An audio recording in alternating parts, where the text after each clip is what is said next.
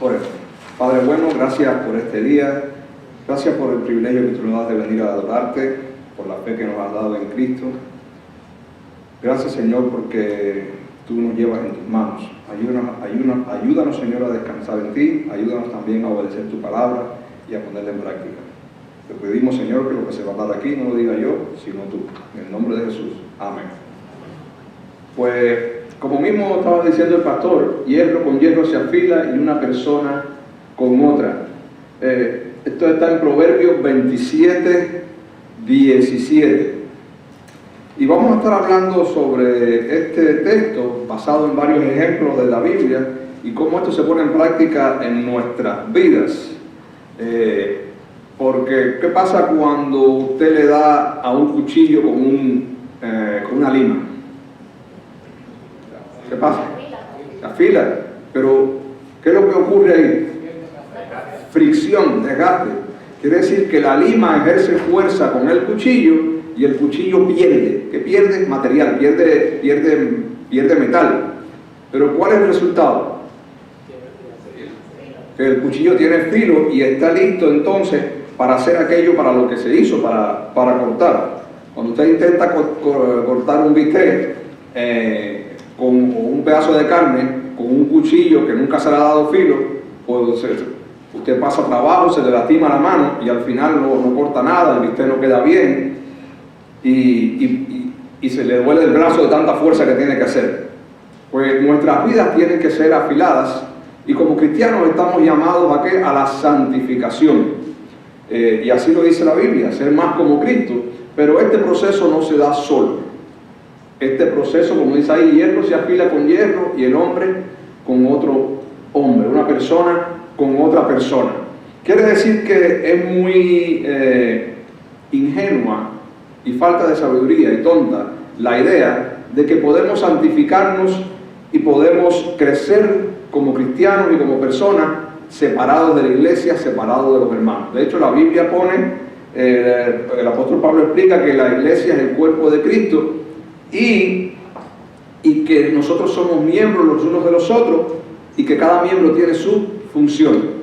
Quiere decir que en el crecimiento como persona, en el crecimiento espiritual, en nuestro crecimiento de santificación y búsqueda de lo que quiere Dios que hagamos, que seamos cada día más semejantes a Cristo, es necesario estar al lado de otros y tener fricciones. Y vamos a verlo aquí.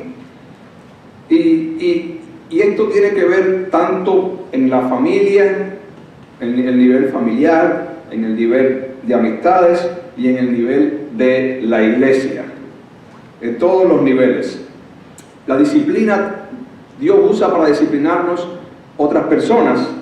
Y si esas personas no cumplen con su función, esto es malo, porque la lima tiene que cumplir con su función. A veces somos el cuchillo y a veces somos la lima.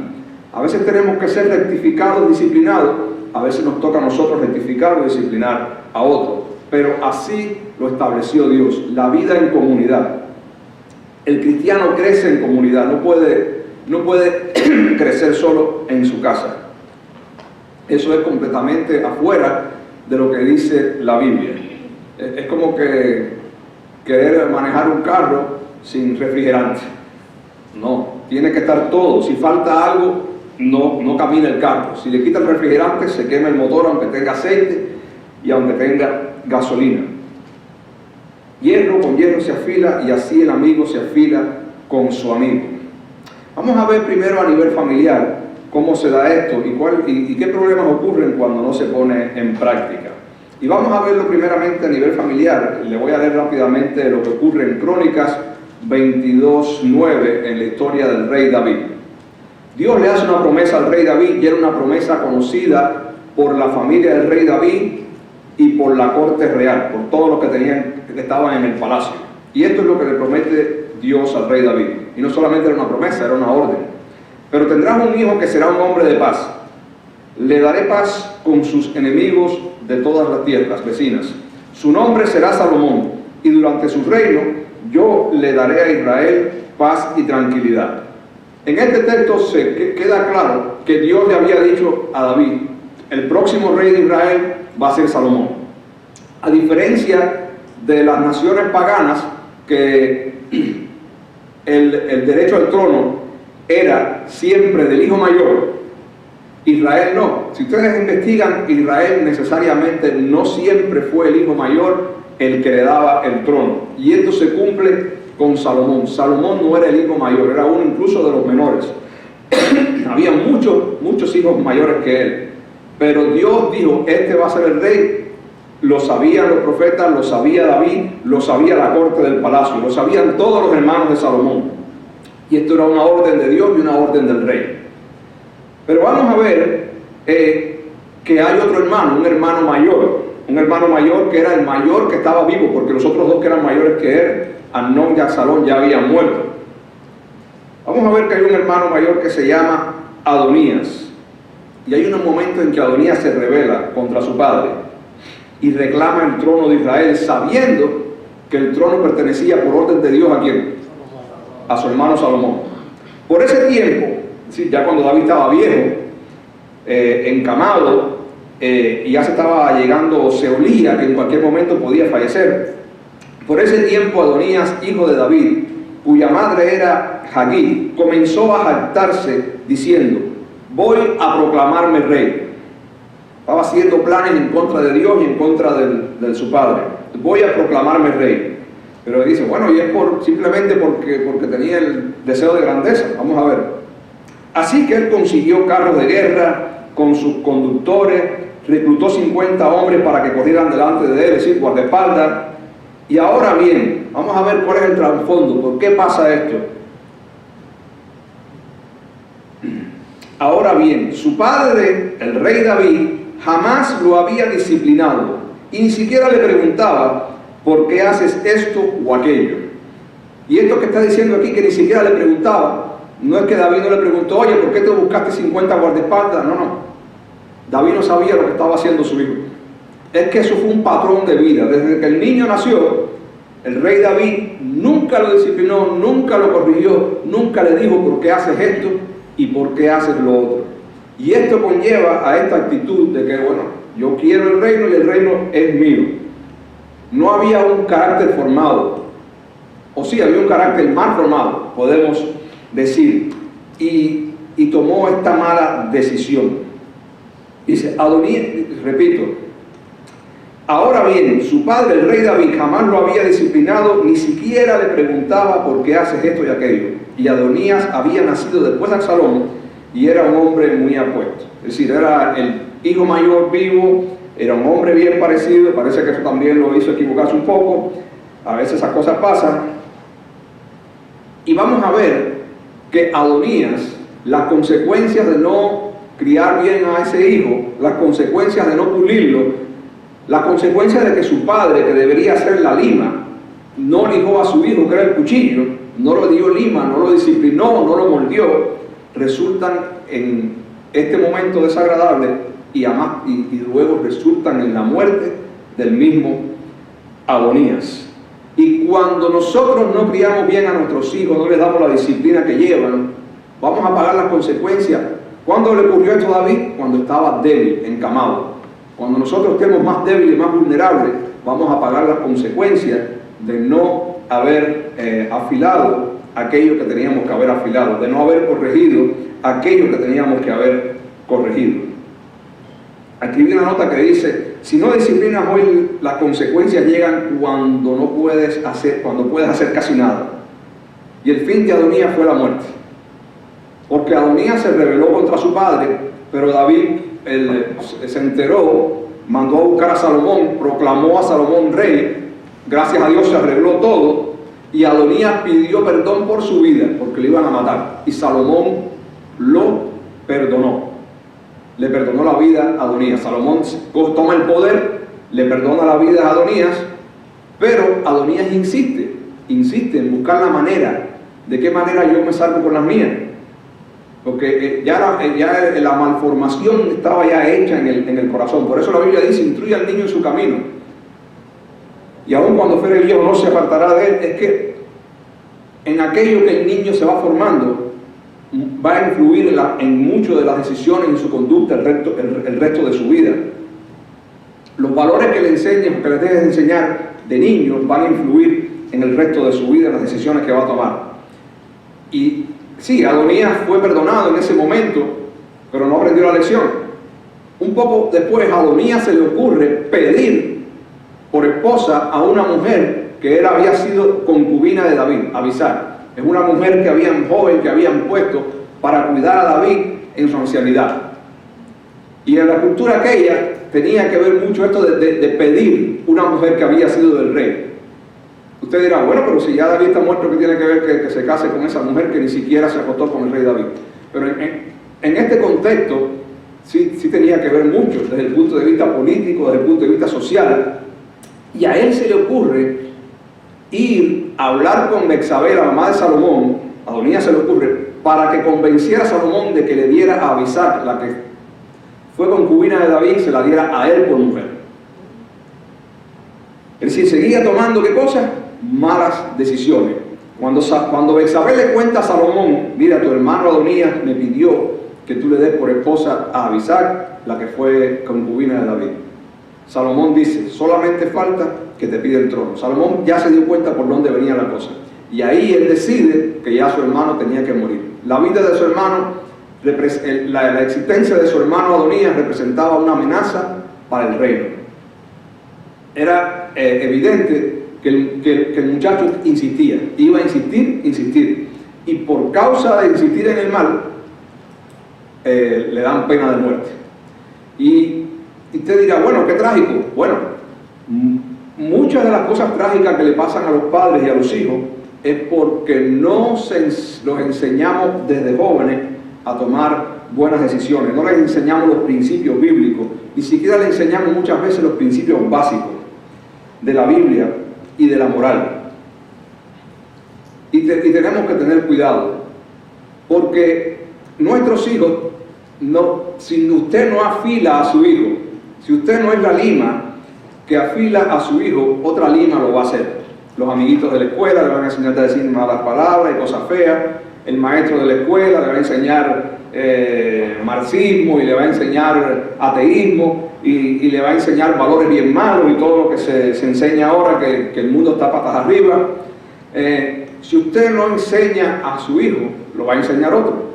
Si usted no es la lima que pule a su hijo y a su nieto, otra lima lo va a pulir, porque el crecimiento se da en sociedad. Por eso la iglesia, tanto en la familia como en la congregación, tiene que cumplir con su papel de formación. Está escrito en Proverbios 23, del 13 al 14: no dejes de corregir al joven, que unos cuantos azotes no lo matarán. Por el contrario, si corriges, lo librarás de la muerte. Si Adonías hubiese sido corregido, enseñado desde niño, es muy probable que nunca se hubiese buscado la pena de muerte. Y hoy en día, quizás no le dan la pena de muerte, pero si no lo corrige, cuando sea grande puede meterse en las drogas, puede meterse a mujeriego, puede meterse a hacer fraude, puede empezar a tomar tantas malas decisiones en su vida que lo llevan a un desastre. Y después sufren ellos y sufren los padres. Y tenemos que cuidar esto. La familia no está por gusto, Dios la instituyó. No solamente para que los padres provean, sino para que los padres eduquen y transformen a sus hijos. Usted le deja a un hijo una herencia de $1 millón o 10 millones y no le deja los valores y la forma correcta de vivir y la fe en Dios, ¿qué le dejó? Nada. No le dejó nada. Le dejó pérdida. Dice Proverbios 6:23, en verdad el mandamiento y la enseñanza son una lámpara encendida. Y a veces, ¿qué falta? Mandamiento y enseñanza. Dice, las correcciones y los consejos son el camino de la vida. Porque si no hay corrección, entonces los estamos encaminando a la muerte. En Hebreos 12:7-8 está escrito, para los cristianos, si soportas la disciplina de Dios, Dios te está tratando como un hijo. Porque ¿qué hijo es aquel a quien el padre no disciplina? Pero si se os deja sin disciplina, lo que se hizo con Adonías, de la cual todos han sido partícipes, entonces sois bastardos y no hijos.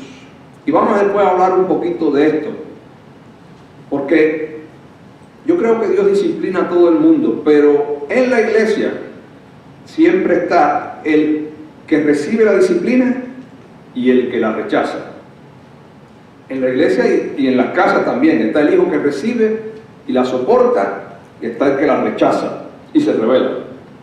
Y vamos a ver la diferencia que hay entre los dos. En Proverbios 3, del 11 al 12, dice, no menosprecies, hijo mío, el castigo de Jehová. ¿A quién le gusta que lo castiguen? A nadie. A ningún niño le gusta que lo castiguen. A nadie le gusta que lo regañen, ni en la iglesia, ni en el trabajo, ni en la familia, porque lo hacen pasar vergüenza y es incómodo. Pero la Biblia dice, no menosprecies, hijo mío, el castigo de Jehová, ni te fatigues de su corrección, porque Jehová al que ama castiga, y como el Padre a quien quiere. Quiere decir que hay una relación entre el amor y el castigo. Hay una relación entre el amor y la aflicción que hace que la persona sea pulida y mejore y se parezca más a Cristo. Pero este texto, en esta versión, Reina Valera, dice, hijo mío, que dice aquí, ni te fatigues de su corrección. Yo busqué las diferentes traducciones de la Biblia y encontré otras palabras que son más contemporáneas, más adecuadas para entender. Hay Biblias que dicen, no te enojes con la corrección, no te enojes con la disciplina. Y cuando alguien nos llama la atención, ya sea en la casa, en el barrio, en el trabajo o en la iglesia, ¿qué es lo primero que hacemos nosotros? Enojarnos, porque a nadie nos gusta. Hay otra versión que dice, no te sientas mal con la disciplina. No te sientas mal. Es incómodo, pero no te sientas mal. Ni la aborrezca. Hay gente que la aborrece. Hay gente que tú le llama la atención por algo y te buscaste un enemigo de por vida. La última que encontré dice, no te ofendas. Esa es la que más ocurre. No nos ofendemos. Cuando el pastor nos dice algo, cuando un hermano me dice algo, ¿qué hago? Me ofendo. Y esto son cosas, y eso es un llamado a la iglesia, tanto a los hijos de la familia como a los cristianos, en cada cristiano en la iglesia. Cuando nos regañen, nos disciplinen, nos digan algo, ya sea un hermano, un pastor, un amigo, un familiar, qué cosas tendemos a hacer, pero no podemos hacer. Porque si hacemos eso, nos estamos negando a ser pulidos. Estamos manteniendo la lima que nos pule lejos de nosotros. Tenemos que tener cuidado cuando alguien nos llama la atención, como si es tu jefe en el trabajo, como si es un familiar, como el pastor en la iglesia, donde quiera. No nos podemos enojar, no nos podemos sentir mal. Sí, sentirnos mal porque fallamos, pero no en el sentido del disgusto. No podemos aborrecer a la persona que nos disciplina, que nos reprende, que nos corrige, y sobre todo no podemos ofendernos, porque el que pierde es uno, es usted. Si usted se rehúsa a recibir la disciplina del Señor, si usted se rehúsa a recibir la disciplina del papá, si usted se rehúsa a recibir el regaño de un hermano en la iglesia, si usted se rehúsa a recibir el regaño de un pastor, si usted se ofende, usted está luchando en contra del proceso que Dios quiere en tu vida, que se llama santificación. La disciplina de Dios puede venir a través de amigos, hermanos en Cristo.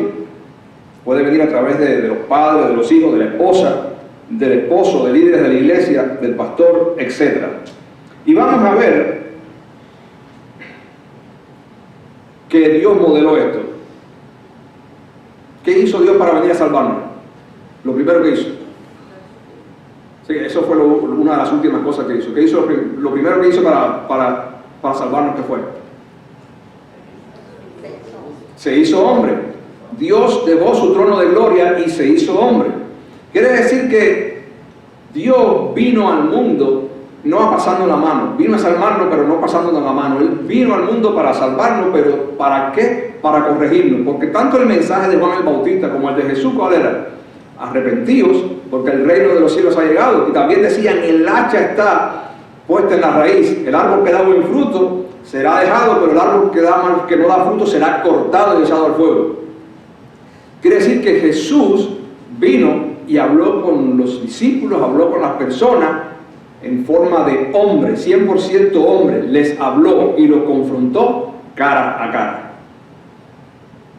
Y pensemos esto. Jesús vino a hablarnos cara a cara, y cuando se fue, ¿a quién dejó? Sí, al Espíritu Santo, pero ¿a quién dejó a cargo de su comisión? A los seres humanos, a los apóstoles. Quiere decir, si usted estudia la Biblia, dice que los ángeles quisieran predicar, pero esa tarea no se le dio a los ángeles. Los ángeles quisieran venir y afilarnos a nosotros, pero no se les dio a ellos, se nos dio a nosotros. Entonces, como cristianos maduros, o que queremos ser como Cristo, tenemos que aprender dos cosas. Primera, tenemos que dejarnos afilar, tenemos que dejarnos corregir. Segunda, tenemos que cumplir nuestra función cuando tenemos que corregir a otros. Y Jesús lo hizo con sus discípulos. Jesús, en su relación con los discípulos, los regañó, los animó y les dijo todas las cosas que ellos no querían oír, pero que tenían que oír.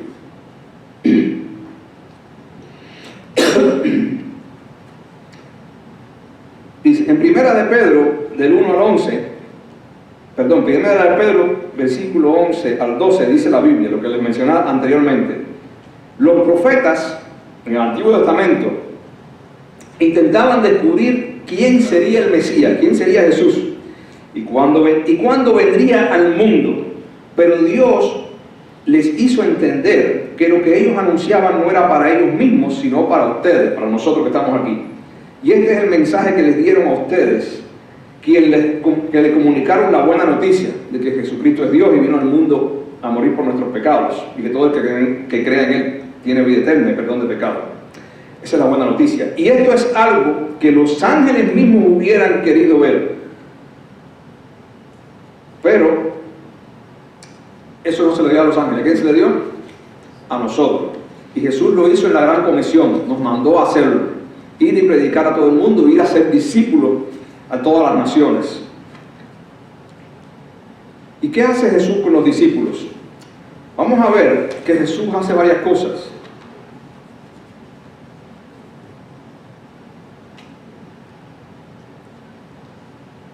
Bueno, antes de ver lo que hace Jesús, vamos a ver otros textos. Dice Santiago 5, 19 al 20. Dice, hermanos, si alguno de entre vosotros se ha extraviado de la verdad, extraviarse de la verdad no es solamente dejar de venir a la iglesia. Extraviarse de la verdad es tomar cualquier decisión, conducta, hábito en su vida que no compagine con la palabra de Dios, que no compagine con la voluntad de Dios. Usted ve a un hermano que vive en concubinato, usted lo llama, y si usted logra que ese hermano entre en razón, ¿usted qué hizo? Usted hizo su función como discípulo de Dios, su función como lima. Usted ve a un hermano que está desanimado, que usted lo anima, usted está haciendo función de lima, lo está afilando. Me acuerdo que allá en Puerto Padre, mi papá me contó la historia, yo me enteré después porque yo era un niño, pero cuando crezco mi papá me cuenta la historia, lo ha dicho en uno de sus mensajes, que empezaron a ir muchos jóvenes a la iglesia, jóvenes que venían de familias disfuncionales, que su vida era bien desorganizada, pero que esos jóvenes conocieron al Señor y tenían un interés en buscar a Dios, tenían interés en formar parte de la iglesia, querían integrarse en la iglesia porque habían nacido de nuevo. Pero se encontraron con David Brenner. Y mi papá se dio cuenta que muchos de esos jóvenes no estaban ni trabajando ni estudiando. ¿Qué hizo con ellos? Le dije, mire, si ustedes quieren ser parte de esta iglesia, si ustedes quieren ser parte, me corrige si no fue así, si ustedes quieren ser parte del departamento de jóvenes, si quieren ser miembro de la iglesia, ustedes se me buscan un trabajo o una escuela, pero no quiero gente vaga en mi iglesia. Y la mayoría de ellos se buscó un trabajo o un estudio. Pero ¿qué fue lo que pasó? Había un hombre, una persona, cumpliendo con la función de Lima, y había un grupo de jóvenes que le pusieron adelante una disciplina y la recibieron. Quiere decir que Dios nos usa a nosotros para eso. Dios nos usa a nosotros para levantar al hermano que está en pecado. Dios nos usa a nosotros para levantar al hermano que está desanimado. Dios nos usa a nosotros para levantar al hermano que está rebelde y que está caprichoso. Dios nos usa para eso. Dios nos usa. Y también usa a otros hermanos para animarnos a nosotros, para regañarnos a nosotros y para poner un reto delante de nosotros.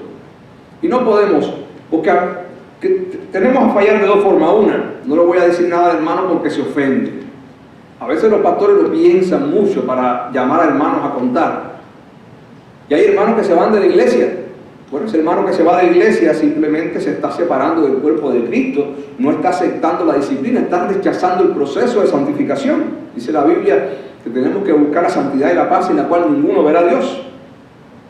Tenemos que tener el valor de hablar con el hermano, mira, esto está mal, esta relación que tienes está mal, eso que hiciste no está bien, ese trabajo que te buscaste no te conviene, esa amistad que te buscaste no te conviene, esa actitud que tú tienes hacia otra persona, lo siento, pero está mal, aunque tú tengas la razón.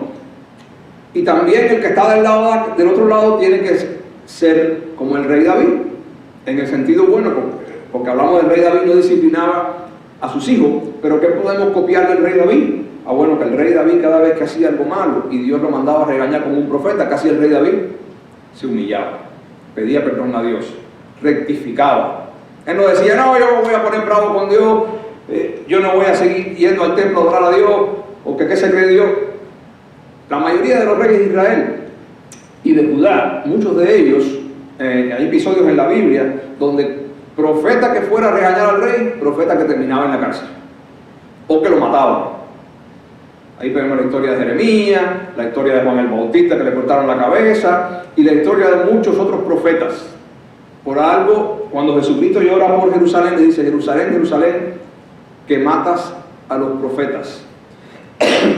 Porque la gran mayoría del pueblo judío no quería ser pulido, quería vivir su vida a su manera. Rechazaron el castigo, lo rechazaron hasta el punto que mataron a los profetas. Y a Juan el Bautista lo mataron porque le dijo a Herodes, no te es lícito estar con la mujer de tu hermano. ¿Qué le pasó? Lo mataron.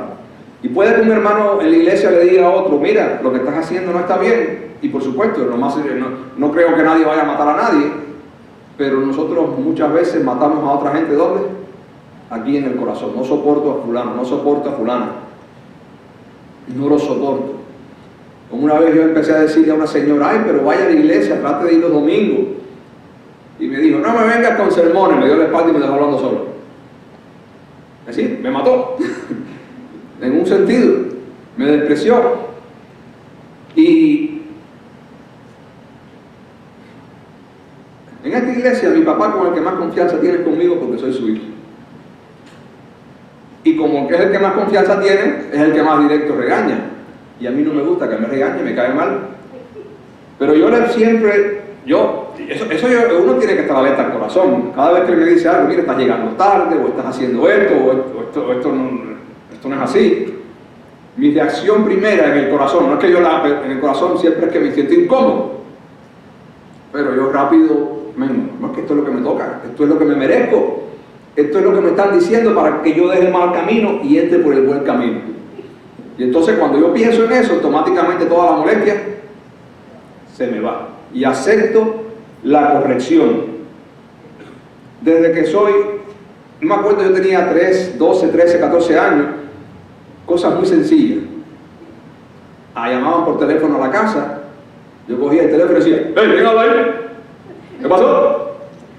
Mi papá me decía, no, así no se contesta el teléfono. Buenos días, buenas tardes, ¿en qué puedo ayudarle? Eso es un detalle, pero es que son tantos detalles que tenemos que enseñar, tantos detalles que tenemos que pulir. En las iglesias han estado a veces hermanos con tantos malos hábitos y gracias a la ayuda y a la confrontación de los demás hermanos con la Biblia, esos hermanos han dejado malos hábitos. A veces en iglesias, gente con mala forma de hablar y con la fricción con sus hermanos empiezan a hablar bien.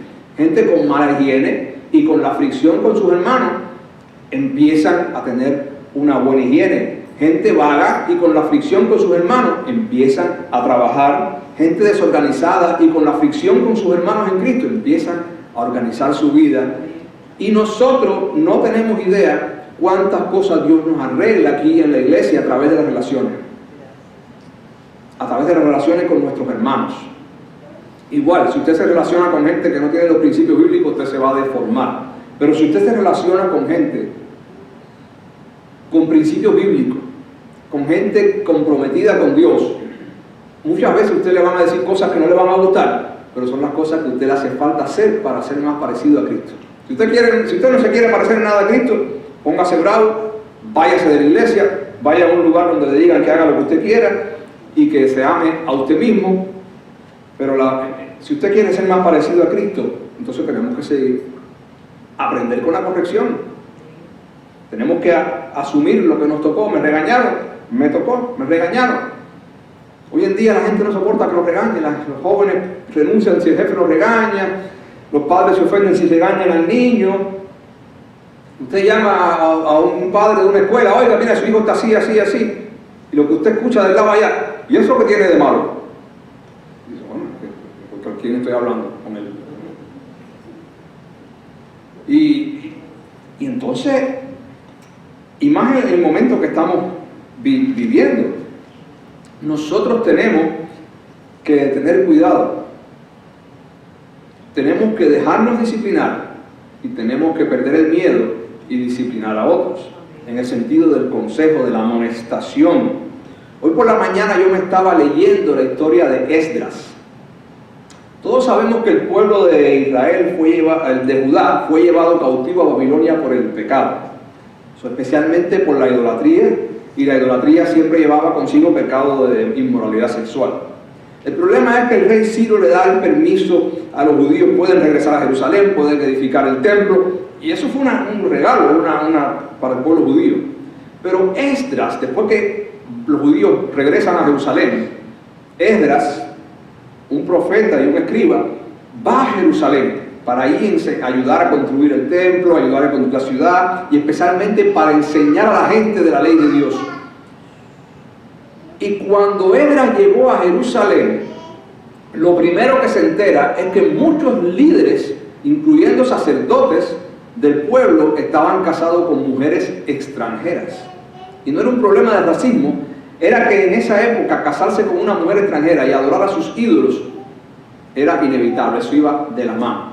Quiere decir que el pueblo de Israel, acabado de llegar del exilio, estaban volviendo a hacer lo mismo por lo cual fueron exiliados.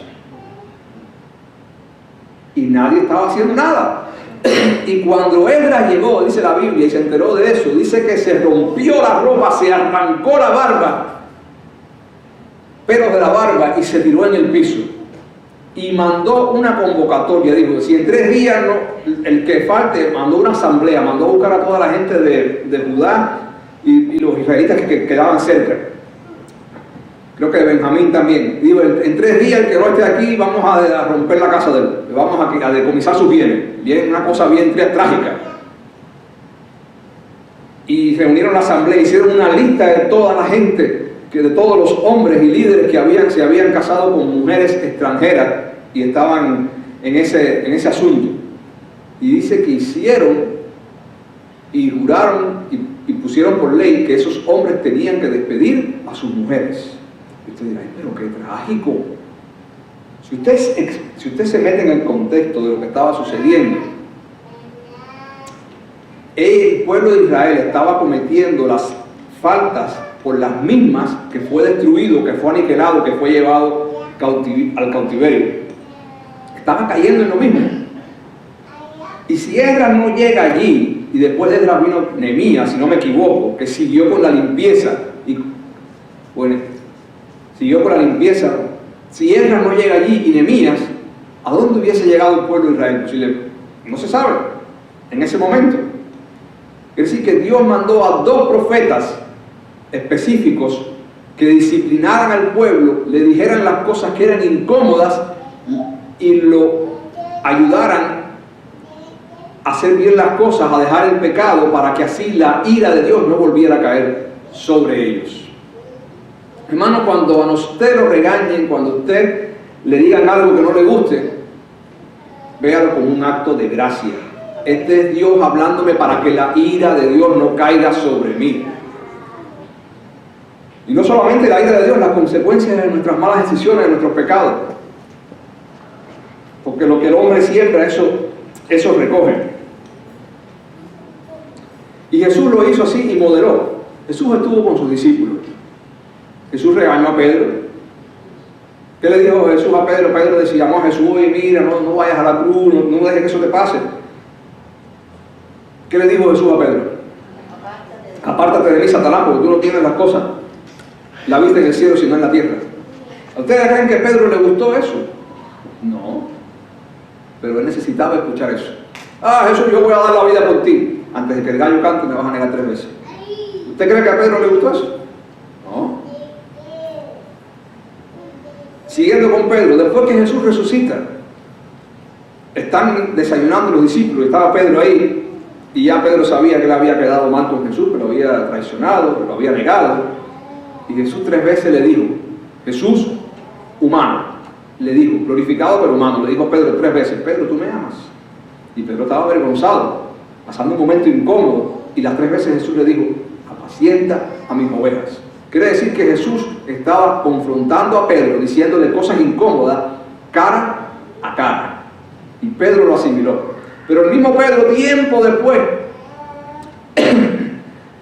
allá en Antioquía, empezó a hacer cosas que no tenía que hacer.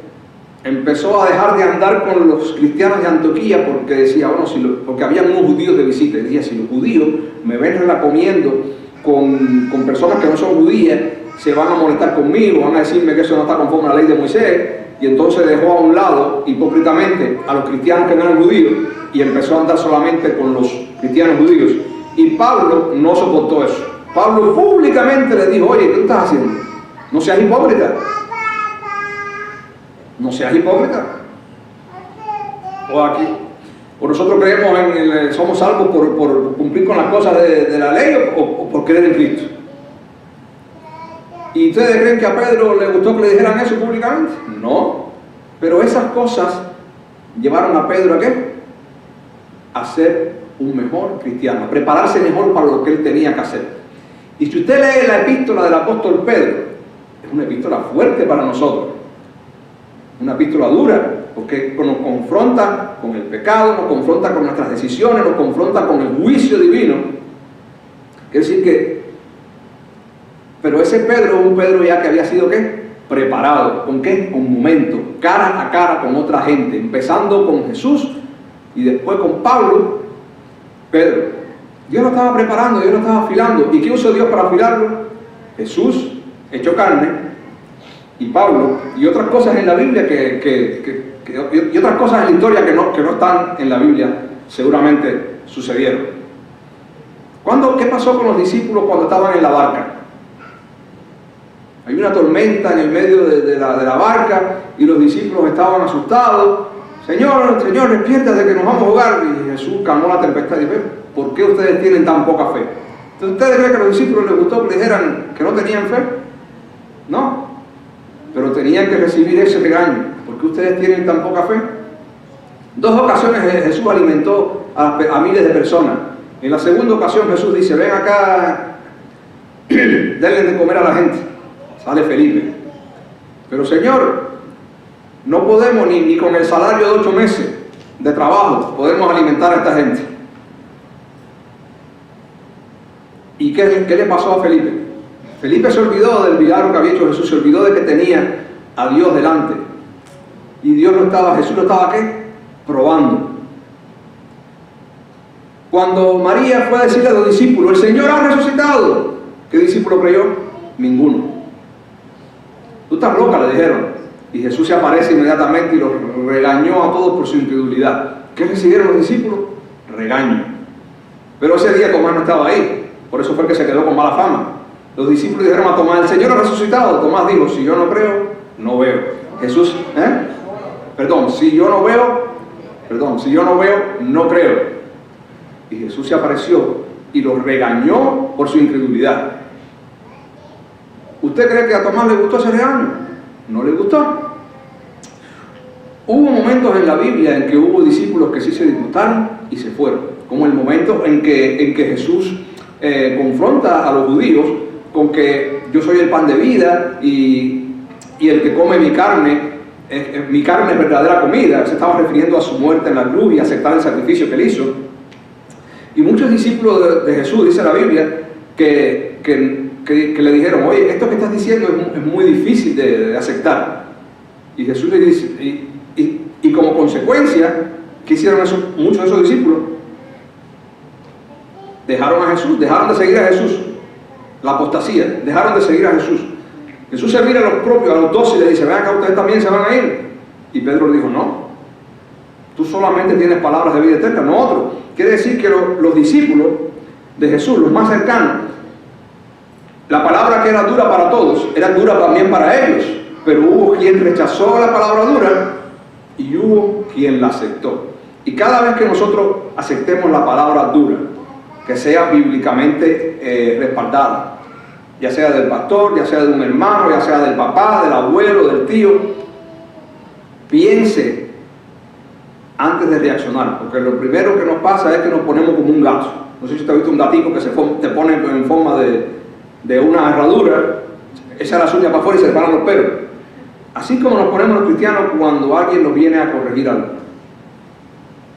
Pero la Biblia dice que nos amonestemos los unos a los otros, que oremos los unos por los otros, que nos edifiquemos los unos a los otros. La Biblia dice exhortaos los unos a los otros. La Biblia dice no dejes de congregarte. Cuando un cristiano deja de congregarse, se está alejando del cuerpo de Cristo. Está diciendo, yo me estoy alejando del proceso de santificación. Por lo tanto, cuando un cristiano se va de la iglesia porque en la iglesia se hizo algo que vivió, se está dañando a sí mismo. Le echa la culpa a la iglesia, le echa la culpa al pastor, pero su responsabilidad como cristiano es mantenerse en su lugar. Aceptar lo que pasó, a no ser que una iglesia se esté predicando falsas doctrinas como que Jesucristo nos dio y cosas de prosperidad y eso. Bueno, eso tiene lógica. Pero la mayoría de los cristianos que se van de la iglesia son por disgusto.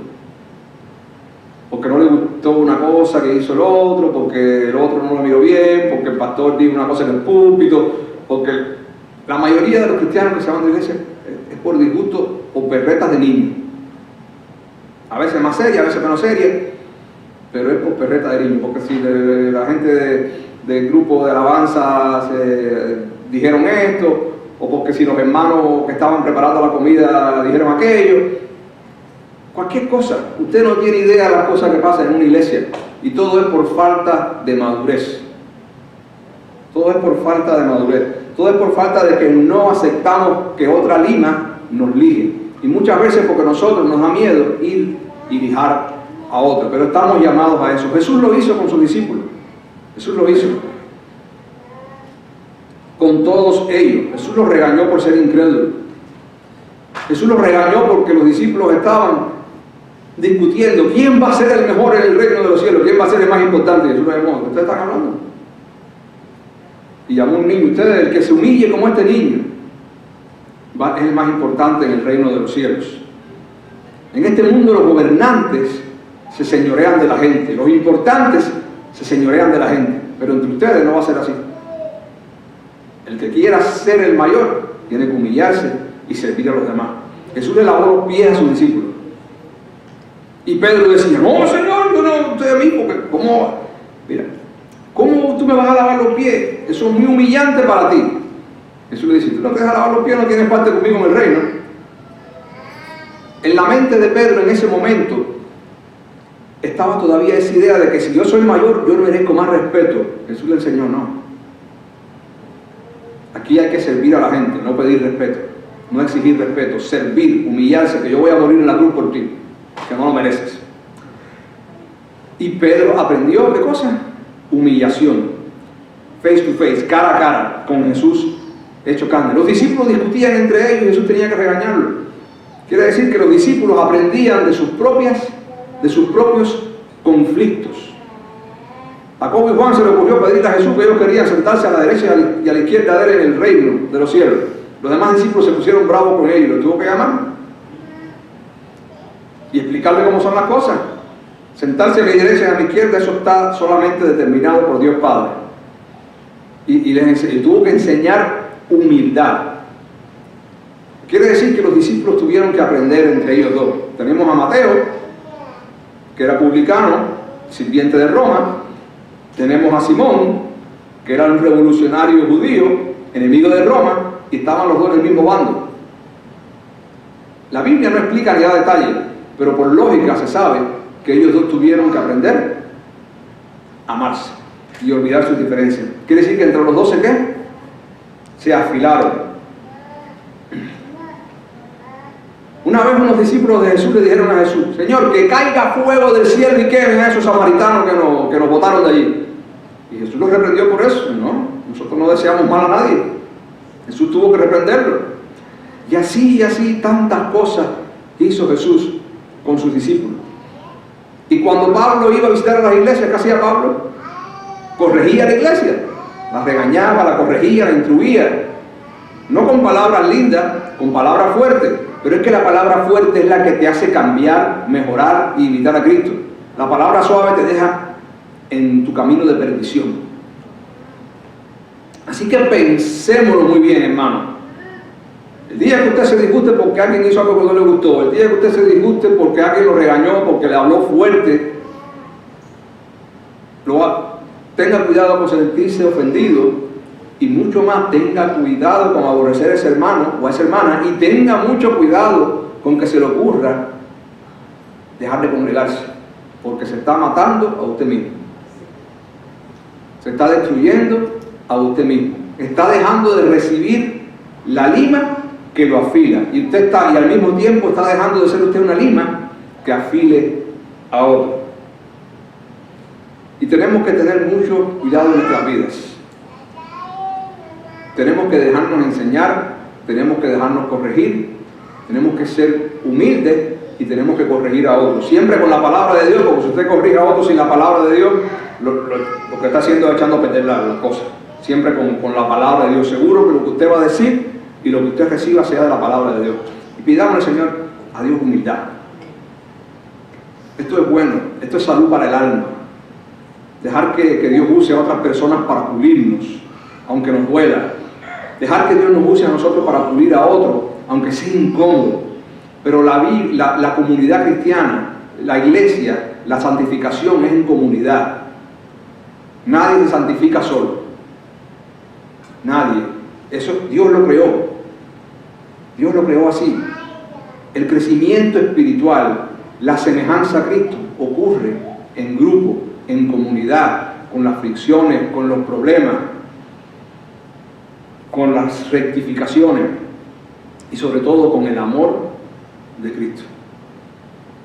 Por eso traje este texto como título del mensaje, porque nosotros como cristianos nos afilamos a través de la disciplina y la amonestación, tanto la que recibimos como la que nosotros le damos a otros. Hierro con hierro se afila, la lima y el cuchillo, y una persona se afila con otra. Por eso es importante el evangelismo. Los ángeles no vienen a predicar a las personas. Nosotros somos llamados ¿a qué? A confrontar a la gente con su pecado. Por eso el discipulado. Muchas veces a los discípulos hay que decirle cosas incómodas. Esto que te hiciste está mal, esto no está bien, esa decisión es funesta. A veces a los discípulos hay que decirle cosas incómodas, pero si no se las decimos, no aprenden. Y con el tiempo, después se agradece si se ha sido fiel, si se ha sido humilde. Oremos. Padre bueno, gracias.